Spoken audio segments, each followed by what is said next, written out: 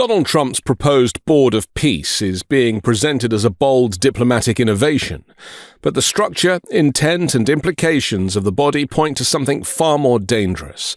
What is taking shape is not a peace mechanism, but a private system of global authority designed to weaken the United Nations, reward authoritarianism, monetize international legitimacy, and concentrate unprecedented power in the hands of one man and ultimately his family. It is not an exaggeration to say that this project threatens the foundation of the post-war world order. The pretext for Trump's fake Board of Peace lies in United Nations Security Council Resolution 2803, adopted in November 2025 to implement a ceasefire and reconstruction framework for Gaza. That resolution authorized a narrowly defined temporary administrative body with a specific mandate: coordinate funding and reconstruction until the Palestinian Authority could resume control. It was explicitly transitional, explicitly limited in scope, and explicitly grounded in international law. It was never intended to create a permanent institution, let alone a global one, for profit. What Donald Trump produced in response bears little resemblance to that mandate. Instead of a UN-linked mechanism, Trump's lawyers drafted a new, private, treaty-based international organization with its own legal personality, deliberately separated from the United Nations, the US government, and any system of democratic accountability. Although it borrows the name Board of Peace, and even mimics the UN's globe and laurel iconography, rendered in gold with a distinctly Trumpian emphasis on North America, the Charter does not mention Gaza at all. The humanitarian justification disappears entirely. What remains is a framework for permanent global power. And many countries have just received their notice, and everybody wants to be a part of it. And now we have one of the most important meetings of all, the official formation of what is known as the Board of Peace. At the center of this structure is Donald Trump himself. Not the presidency, not the United States, but Trump as an individual. The draft charter names him personally as chairman, with no term limit and no mechanism for removal. All decisions are subject to his approval. Even if member states vote unanimously, their decision carries no force unless Trump allows it. He alone determines who may join, who may remain, and who is expelled. He controls the finances. He decides whether the organization continues to exist. Most alarmingly, he alone chooses his successor, openly contemplating the transfer of authority to his son, Donald Trump Jr., or another chosen heir. This is not a flaw in the design. It is the design. The implications are staggering. The Board of Peace is structured to outlive elections, constitutions, and even the American presidency itself. Even if Trump were overwhelmingly rejected by voters, the board would persist above the state, still under his control or that of his successor. A future democratically elected US president could find themselves constrained, pressured, or extorted by a private Trump-led entity claiming international authority. Under the proposed rules, even the United States could be expelled unless it pays and complies. The presidency becomes subordinate to a structure created by one man for his own benefit. Once this board is completely formed, we can do pretty much whatever we want to do, and we'll do it in conjunction with the United Nations. You know, I've always said the United Nations has got tremendous potential, has not used it. The financial architecture makes the danger even clearer. Permanent membership reportedly requires a $1 billion entrance fee paid into a system controlled by the chairman. Membership can be revoked at his discretion, even after payment, with no appeal and no recourse. This is not how treaties work. This is not how legitimate international organizations operate. It is legalized bribery masquerading as governance. Pay to stay in good standing. Pay again to avoid expulsion. Pay to be heard. We have 59 countries that are involved in peace in the Middle East. Many of them not in the Middle East. They're near the Middle East, but they're not in the Middle East. And many have said that if Hamas doesn't do what they promised they would do, and I think they probably will, but they were born with rifles in their hands. They were literally born. The first day they had a rifle put into their hands, but they have to give up their weapons, and if they don't do that, it's going to be the end of them. But many countries have told me we want to go in and do it, and they really aren't countries that you traditionally think of as being involved. This model inevitably advantages authoritarian regimes. Dictatorships can move money quickly, suppress dissent, and align policy with the preferences of a single powerful figure.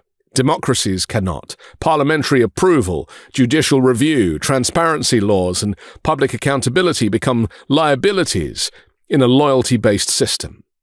The result is a global order that systematically rewards repression and punishes the rule of law. The list of governments eager to participate underscores this reality. Early supporters include states with long records of authoritarian governance, corruption, or human rights abuses. Hungary's Viktor Orban quickly accepted the invitation. Others include Gulf monarchies, Central Asian autocracies, and governments whose leaders face serious international legal scrutiny. Meanwhile, the conspicuous absents tell their own story. The United Kingdom and most European Union democracies have refused to join, citing deep concerns about legality, accountability, and the deliberate attempt to undermine multilateral institutions such as the UN. They recognize what is at stake. Once international law becomes optional, it stops protecting anyone. This is how the United Nations is hollowed out without formally abolishing it. Parallel authority replaces collective authority. States defect not because the UN is dissolved, but because allegiance to a private board promises protection, favor, or immunity. Trump himself has suggested that the Board of Peace might replace the UN, dismissing the organization as ineffective and boasting that he never bothered consulting it. That is not reform. It is displacement. It is the substitution of law with loyalty. International law rests on the principle that sovereign states are equal and bound by rules they collectively agree to. The Board of Peace rejects that premise outright. States are no longer equal actors, they are clients. Decisions are not binding because of law, but because the chairman permits them. On the 8 wars that I ended, I never spoke to the United Nations about any of them. And you would think that I should have. You would think they could have done those 8 wars, but they couldn't have, and they tried, I guess, in some of them, but they didn't try hard enough. The proposal is an assault on the international order that subordinates state decision-making to the personal jurisdiction of the Trump family.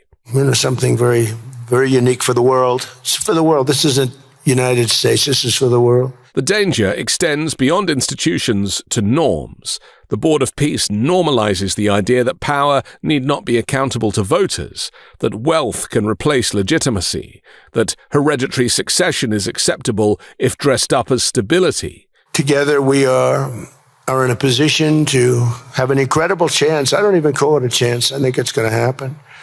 To end decades of suffering, stop generations of hatred and bloodshed, and forge a beautiful, everlasting, and glorious peace for that region and for the whole region of the world, because I'm calling the world a region. The world is a region.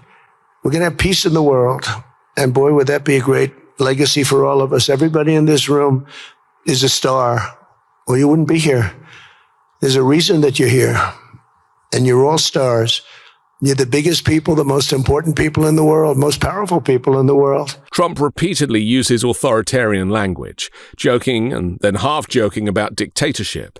The Board of Peace is the infrastructure required to make such dictatorial impulses permanent. Once democratic norms are abandoned at the global level, they don't magically reassert themselves.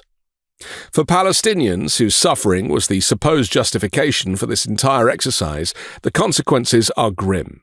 Despite the board's origin story, Palestinians are reportedly relegated to marginal advisory roles, while real decisions are made by foreign elites and political appointees. Their rights become an afterthought in a larger struggle for power and prestige. Peace becomes branding. Reconstruction becomes leverage. This is not a peace project. It is a permanence project. It's about ensuring that Trump's power does not end with his presidency, that it survives elections, accountability, and law. It's about replacing a rules-based international system with a personal one, and teaching future strongmen that institutions exist to be captured, not respected. If this scam succeeds even partially, the consequences will not be limited to Trump. It will set a precedent that future demagogues will eagerly follow. Why submit to international law when private power is easier? Why accept constraints when loyalty is rewarded? The lesson, once learned, cannot be unlearned.